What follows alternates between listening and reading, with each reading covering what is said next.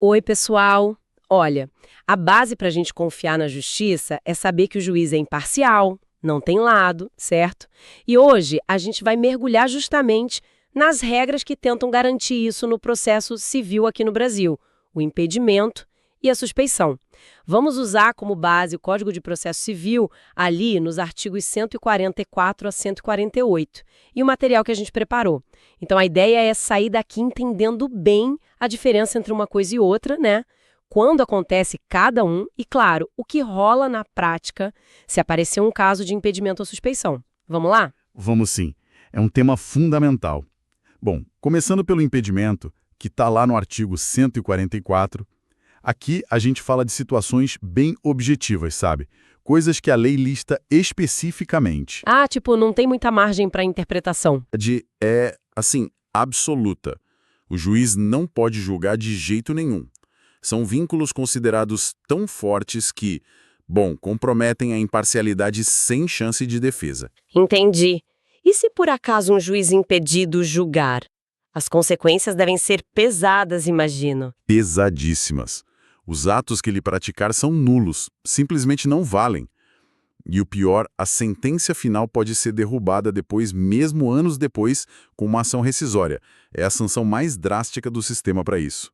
Nossa. E um ponto-chave é que, por ser tão grave e objetivo, o impedimento pode ser alegado a qualquer momento. Não tem aquela coisa de perder o prazo, sabe? A preclusão não se aplica aqui. Ah, interessante isso. Mas tem um detalhe. Quem deixa para alegar muito tarde pode acabar tendo que pagar custos extras por essa demora. Faz sentido. Ok, então impedimento é isso, objetivo, grave, sem prazo para alegar. E a suspeição, que está no artigo 145? Essa é diferente, né? Bem diferente. A suspeição já lida com situações mais subjetivas, coisas que indicam, que sugerem uma possível falta de imparcialidade do juiz. Então não é uma certeza absoluta como no impedimento. Isso. A presunção aqui é relativa. Ou seja, admite que se prove o contrário, entende? Precisa ser analisado caso a caso se aquela situação realmente comprometeu a imparcialidade. E aqui tem uma diferença crucial que você mencionou antes, a preclusão, certo? Fundamental. Se a parte desconfiar de algo que configure suspeição, ela tem que alegar na primeira oportunidade que tiver para falar no processo depois de saber do fato. Se não fizer isso, Já era, perde o direito. perde o direito de alegar. É a preclusão. E as consequências da suspeição também são mais leves. Não dá para rescindir uma sentença que já virou definitiva só por causa de suspeição. Ok, ficou clara a diferença na gravidade e no prazo. Vamos ver uns exemplos para concretizar? Acho que ajuda. Com certeza. No impedimento, os exemplos são bem ligados à atuação no próprio processo ou a laços familiares muito próximos. Tipo, O juiz já ter sido advogado de uma das partes nesse mesmo caso. o perito. Exatamente. Mandatário da parte, perito, membro do Ministério Público, até testemunha. Se ele atuou nessas funções antes, no mesmo processo, não pode julgar. E aquela situação de promoção? Também, se ele julgou a causa em primeira instância e depois foi promovido para desembargador e o caso sobe para o tribunal onde ele está, ele não pode julgar de novo. É impedido. Certo. E a questão dos parentes? Essa é bem objetiva. Se o próprio juiz, ou o cônjuge, companheiro, ou parente até terceiro grau for parte no processo, ele está impedido. Terceiro grau inclui quem mesmo, só para a gente visualizar? Pais, avós, filhos, netos. Isso é linha reta. E na colateral, irmãos, tios e sobrinhos. Até aí. Entendi. E o mesmo vale se esses parentes estiverem atuando como defensor público, advogado ou membro do MP naquele processo específico. Ah, e tem aquele detalhe do primo, né? Que as fontes mencionam. Sim, primo é quarto grau.